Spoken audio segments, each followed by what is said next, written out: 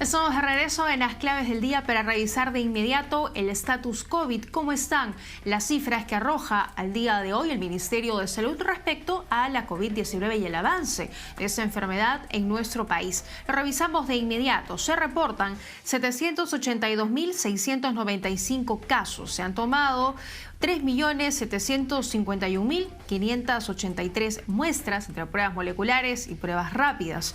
Los fallecidos al día de hoy suman 31.870, hospitalizados 8.691 y personas que se encuentran en la unidad de cuidados intensivos 1.381.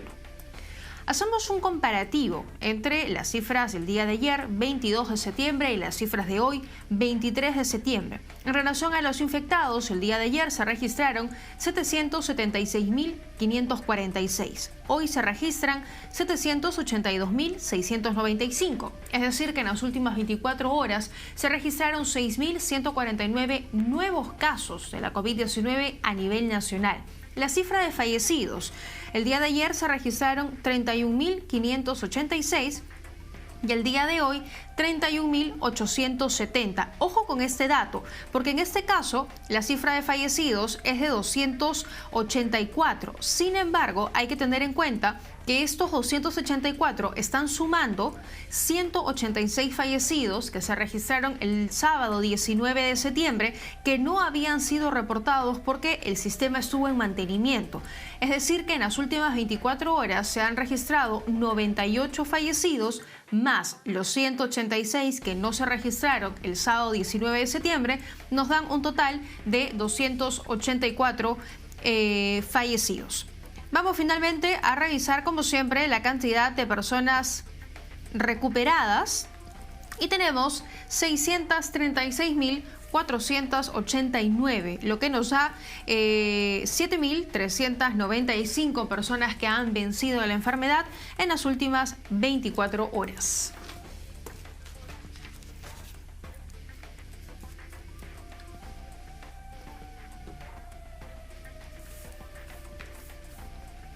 Muy bien, vamos a conversar de inmediato con el doctor Juan Azubilca, quien es decano del Colegio Médico de Lima. Gracias por acompañarnos. Bienvenido a las claves del día.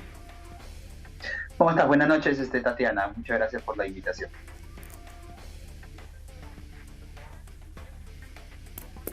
Doctora Azubilca, buenas noches.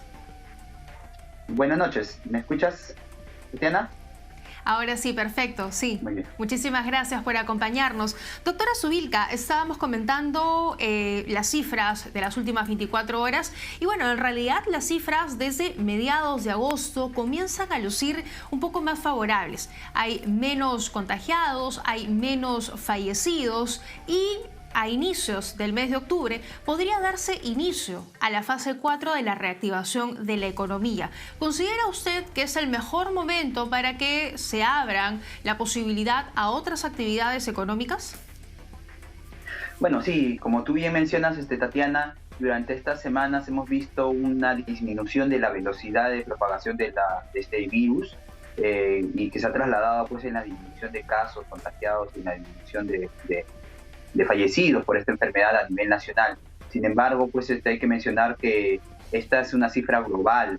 Lamentablemente, pues la situación en las provincias de los departamentos que antes no tenían cantidad de casos suficientes como las grandes ciudades, ahora las tienen. Entonces, por eso que la curva epidemiológica de la cantidad de casos y de fallecidos pues se ha mantenido durante estas semanas en un descenso bastante lento. Se podría hablar de que todavía estábamos en una meseta que no llegamos a disminuir de manera notable la cantidad de los casos, ¿no? Sin embargo, a pesar de ello, pues de que se están dando pues esta disminución de manera progresiva, pues ya las actividades económicas se están reactivando. La fase 4 que ya anunció el gobierno que la va a implementar a partir de octubre de manera gradual, se van a dar pues las actividades como los vuelos internacionales, otras actividades que como gimnasios y que estaban todavía paralizados. Pues esto me parece que todavía no es el momento, ¿no? Me hubiera parecido que de repente esperar todavía el mes de octubre para ver cómo evoluciona y cómo se espera pues un franco descenso de la cantidad de casos para recién activar algunas actividades, algunas cosas, actividades que vayan a poder mejorar la economía del país. Sin embargo, pues esto puede repercutir en un riesgo para que pueda haber una segunda ola de contagios aproximadamente fines de noviembre o inicios de diciembre, ¿no? Eso es lo que más o menos se proyecta debido pues a la reactivación económica fase 4. De acuerdo, y eso es un punto importante para recalcar. Hay especialistas que señalan que si bien las cifras van en un ligero descenso continuamente, todavía no podríamos hablar de una tendencia hacia la baja. Entonces, la consulta es la siguiente, doctora Zubilca. ¿Qué tendría que pasar o cuál tendría que ser el panorama para que estas actividades que hoy están suspendidas, pero que congregan a muchas más personas juntas, como bares, gimnasios, vuelos internacionales, puedan darse sin mayores problemas? Mira, definitivamente se tiene que hacer una reactivación gradual, como lo ha mencionado la ministra de Economía. Y estas actividades pues tienen que ser bastante monitorizadas y se tienen que extremar pues, las medidas que ya conocemos, las medidas de prevención, que es todas las medidas higiénicas, también bastante responsabilidad por la parte del gobierno para fiscalizar que esas empresas sean empresas formales, ¿no? Porque muchas veces las empresas informales son las que menos acatan las medidas que dispone el gobierno. En ese sentido, pues esas actividades sí tienen que implementarse de manera gradual. Sabemos que hay una gran presión por parte de la economía de nuestro país para poder reactivar y fomentar empleo, que efectivamente también es un motivo más que suficiente para que las personas ya puedan empezar a trabajar. Sin embargo, pues esto puede repercutir porque todavía no estamos en un franco descenso, todavía estamos en un descenso bastante lento, ¿no? Y aún así, pues, las regiones en las cuales las ciudades o distritos, provincias de una región, un departamento, pues, están teniendo casos. Esto se puede decir, pues, dentro de las ciudades grandes empezamos la cantidad de casos bastante alta. Ahora, pues, justamente se está esparciendo esa cantidad de casos en distritos más pequeños, donde antes no habían casos, y por eso que todavía ese franco descenso todavía no se da a nivel nacional.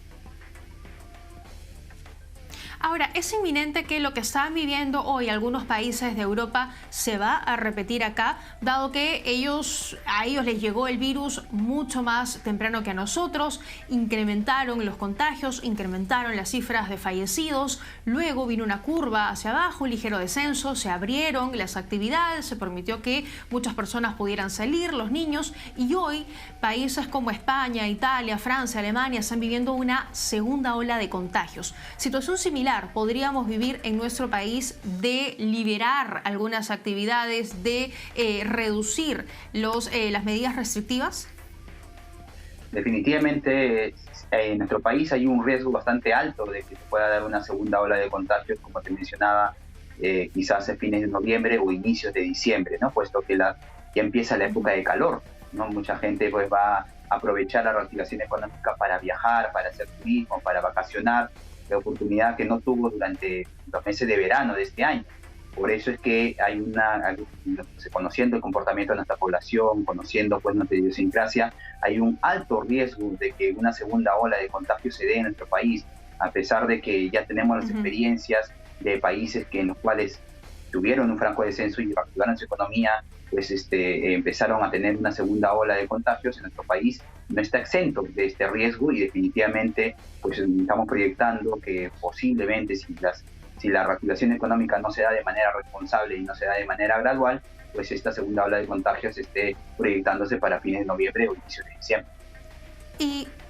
Y doctora Zubilca, no solo tenemos la experiencia de otros países hoy de Europa, sino tenemos nuestra propia experiencia, porque no estamos en la misma situación de marzo. Hoy ya conocemos cómo actúa el virus, hoy ya sabemos qué hacer para evitar contagiarnos. Es decir, que esta segunda ola debería venir con menos fuerza. Bueno, las segundas olas de una epidemia, de brote epidémico, siempre vienen con menor intensidad porque tú bien lo has mencionado, el factor educación, ya conocemos cómo prevenir esta enfermedad, conocemos un poco más de la fisiopatología, de cómo se desarrolla este virus y cómo se propaga este virus entre nuestra población, y además ya tenemos la experiencia de haber aplicado algunas medidas restrictivas como el aislamiento social obligatorio, las cuarentenas focalizadas, las cuarentenas focalizadas. Entonces ya hay experiencia nacional respecto a la aplicación de las medidas que funcionaron y medidas que no funcionaron, ¿no? Entonces en ese sentido, pues claro, definitivamente pues la segunda ola debería golpearnos con menos fuerza que esta primera ola, que todavía aún no terminamos de aplacar, ¿no? A diferencia de otros países en los cuales ya aplacaron la primera ola, el primer brote. En este caso todavía no llegamos a aplacar la misma, pero debido a la reactivación económica, al periodo ahora que empiezan los tiempos de calor, pues posiblemente haya un riesgo alto de que la cantidad de contagios, la cantidad de fallecidos pueda nuevamente a crecer nuestra curva epidemiológica. Claro, y a diferencia también de otros países, somos uno de los pocos que siguen utilizando pruebas rápidas para el descarte de la enfermedad. En esta etapa que estamos viviendo, ¿debería ya dejarse de lado y solo apuntar a pruebas moleculares como aplican tantos países en el mundo? Sí, eso es correcto, ¿no? Las pruebas moleculares es lo ideal, aplicarlas pues a toda nuestra población. Sin embargo, sabemos pues que la logística, el aspecto económico imposibilita de que nuestro país pueda distribuir o pueda realizar este tipo de pruebas moleculares a toda nuestra población. Por tanto, pues las pruebas rápidas se siguen aplicando. Sabemos pues que estas pruebas rápidas tienen una alta posibilidad de tener falsos positivos, falsos negativos, ¿no? Que no son tan exactas o tan precisas como las pruebas moleculares, ¿no? Sin embargo, pues sí se complementan, sí ayudan, porque muchas personas que están sintomáticas es posible encontrar que se detecte un caso positivo, ¿no? Tenemos una ayuda, son complementarias a las pruebas moleculares, por tanto no hay que desechar pues la posibilidad de seguir implementando, seguir aplicando las pruebas rápidas, porque definitivamente en personas que están sintomáticas es muy probable que sí le atine al diagnóstico. Ahora, la OMS decía hace algunos días que el levantamiento de la cuarentena, el levantamiento de las restricciones no debería verse como el fin de la pandemia, sino como el inicio de una nueva fase. ¿Es así como se está actuando en el país o usted ve ya algún tipo de relajamiento en las medidas, en los controles y propiamente en las medidas de prevención de la población? Lo que indica la OMS es que pues, el descenso, el control de un primer brote epidémico que aparece en los países, pues debe ser inicio de una nueva fase, ¿no? Una fase, podría decir una fase 5, ya de convivencia post-epidemia, porque nuestro país ya debería estar adoptando y debe ser una costumbre el utilizar las mascarillas, el asearse y limpiarse las manos cada vez que salimos a las calles, el aislamiento social en personas que están sintomáticas. Todas esas costumbres que hemos adquirido como país en medio de esta pandemia deberían permanecer. Sin embargo, pues, y basados en el concepto de la inmunidad de rebaño, ¿no? De la inmunidad que generamos las personas que de repente ya hemos pasado por la enfermedad, pues es que nuestra idiosincrasia hace de que podamos relajar estas medidas, ¿no? No tenemos pues hasta ahorita la certeza científica de que pues ya una vez que hemos adquirido la enfermedad ya no volvamos a contagiarnos. Y por tanto pues muchas personas al pensar de que ya han adquirido la enfermedad podrían pues relajar todas las medidas e incluso pues estar contagiando no solamente de la infección por coronavirus, sino de otras enfermedades bacterianas, virales que tenemos en nuestro país de manera permanente, la tuberculosis, que sigue siendo un problema de salud pública bastante endémico que se transmite también de la misma forma que esta infección por coronavirus. Entonces, pues definitivamente nosotros tenemos como país que tomar como responsabilidad todo lo aprendido durante esta pandemia para evitar que nos pueda agarrar una segunda ola de contagios con mayor fuerza que la primera, y además pues de que las enfermedades que ya existen en nuestro país, enfermedades endémicas, pues no tengan estos brotes epidémicos que se están dando ya en ciertas regiones del país, como enfermedades como el dengue, la malaria y la tuberculosis, VIH-Sida, que lamentablemente pues, por la fase de restricciones de las atenciones de muchos de nuestros hospitales, clínicas y centros de salud, lamentablemente no han podido pues reactivarse las consultas externas de muchas de estas enfermedades que las tenemos en nuestro país y que no debemos descuidar. Y han sido desatendidas por darle justamente prioridad a la pandemia. Doctora Zubilca, le agradecemos que nos haya acompañado esta noche en Las Claves del Día. Muy bien, gracias Tatiana.